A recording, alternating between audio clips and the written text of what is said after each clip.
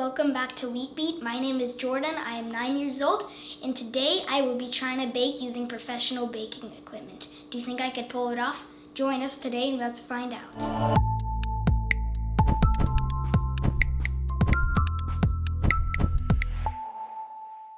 Okay, so we're back.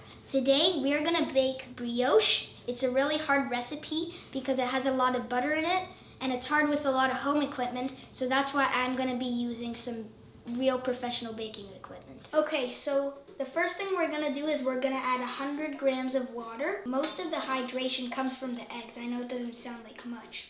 So now we're gonna crack some eggs.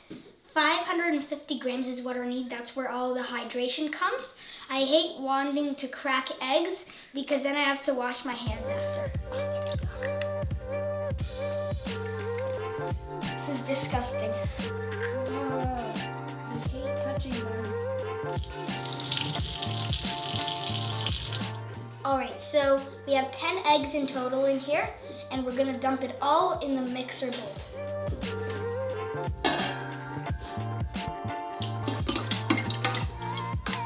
So I encountered my first problem. It's pretty hard when cracking eggs without getting shells inside the bowl.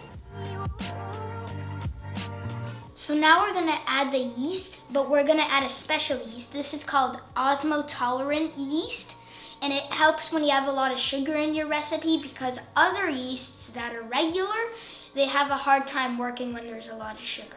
Let's pour 20 grams inside this bowl. Well, only if I can get it open. I guess I encountered another problem. Okay, I got it open. Now let's pour in 20 grams of yeast.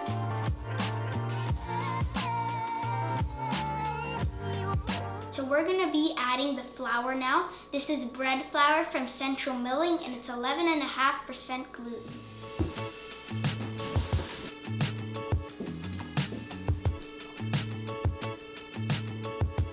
So we're gonna add 1,100 grams of flour. Now I'm weighing out 28 grams of salt.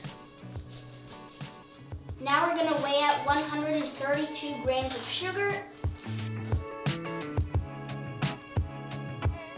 All right, so now we're gonna add 550 grams of unsalted butter.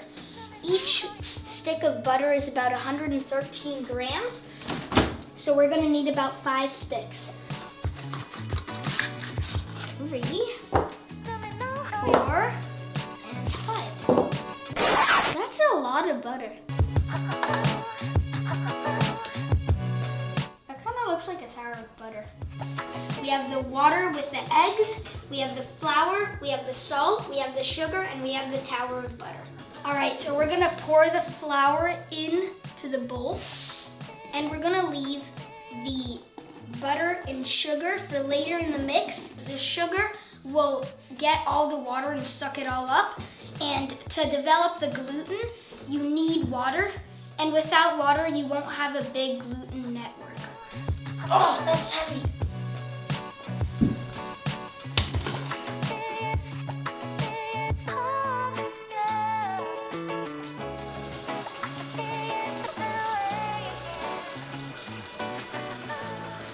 All right, so we're gonna mix this for about 5 minutes so we could hydrate the flour. So I'm gonna have to stop this for a second so we could scrape the sides.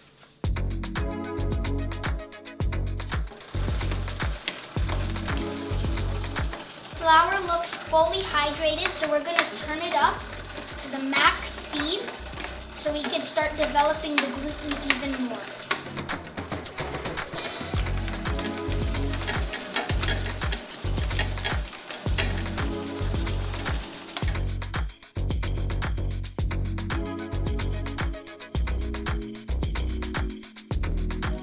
That looks nice and ready. I think it's time to pour in the sugar.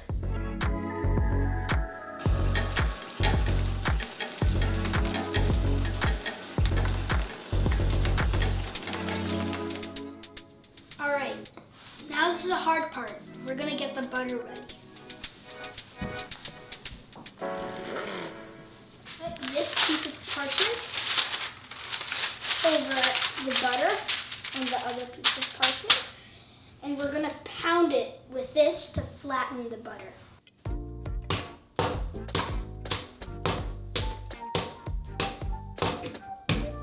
All right.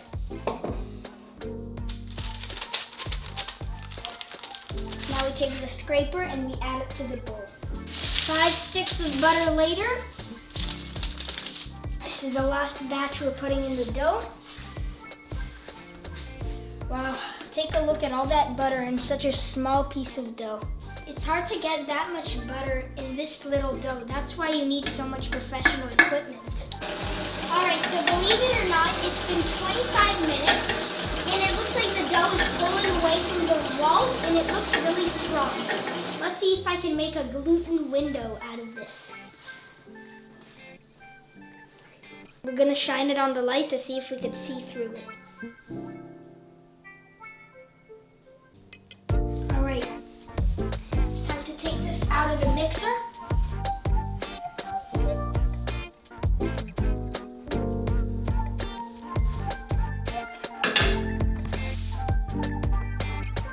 That's heavy.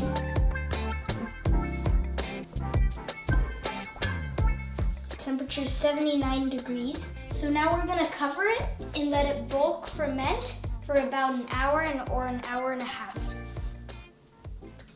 What? So it's really soft and fluffy. You could see there are little bubbles over here, which sees there's a lot of air in there, which that's how it grew in size. It's really soft and fluffy in a way.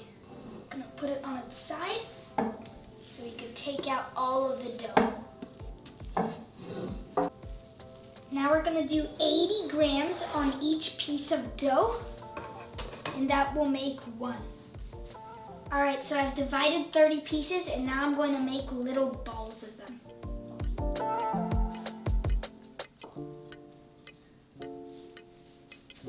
I started rolling these into balls, but I gotta admit, it was actually pretty hard. So because my hands weren't big enough, so I had to get a little bit of help. So now we're gonna start putting them in the trays.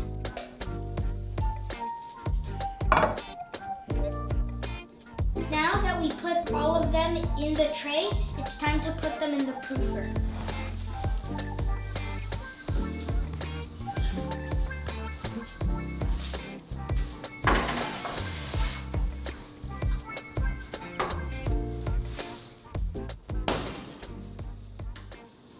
And now we set it to 80 degrees Fahrenheit, 80% humidity, and we'll proof it for about an hour and a half.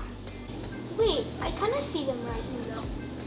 So while we're waiting for everything to proof, we will make the egg wash. The egg wash is made of about 1 whole egg and about 1/2 of a yolk.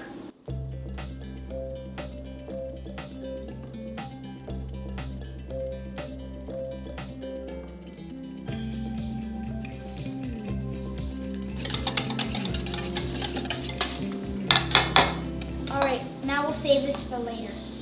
All right, so everything's looking good. Everything's rising nicely. And now it's time to turn on the oven. So while we're waiting for the oven to get hot, we'll put some egg wash on them.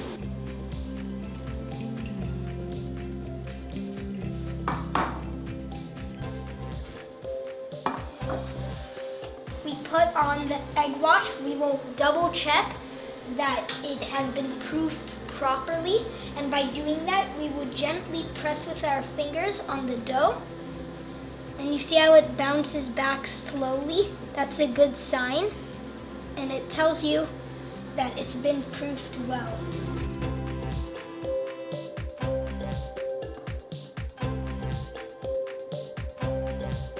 So I now just finished egg washing, and now we're gonna get them ready to put them in the oven.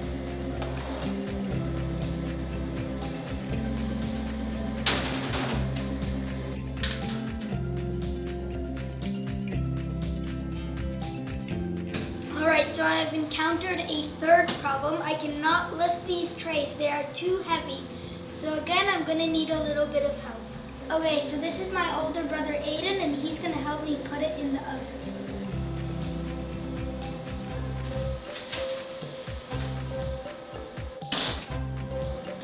going to be setting the timer to 30 minutes. Let's start. Now we wait.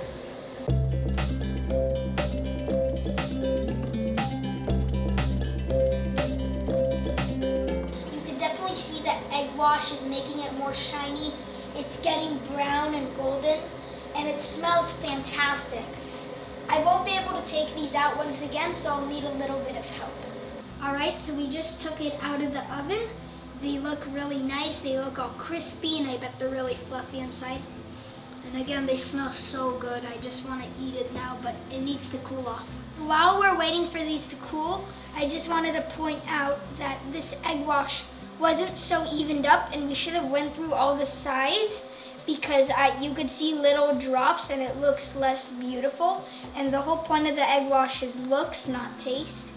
So now we're gonna be cutting the buns and seeing how they look on the inside. Oh wow. So you could see it's a little more yellow. I was expecting it to be more white, but I guess it's more yellow because of the eggs and the yolk. All right, let's give this a test. Let's see if it's good. That's really good. I definitely taste some sugar in this, and I definitely do taste butter. I taste a lot of butter actually, and I really like the taste of it. You can see that the crust, very easy to break through at first, and the crust actually gives it a lot of taste. Once you get to the crumb, the crust kind of mixes with it, and it's kind of a good mix. I really like it. He is definitely very talented at this. The dough, it's a really good texture. I expected it to be more soggy, and it is kind of a soggy, but not in a watery way, more of a texture way. I really like how it blends in my mouth.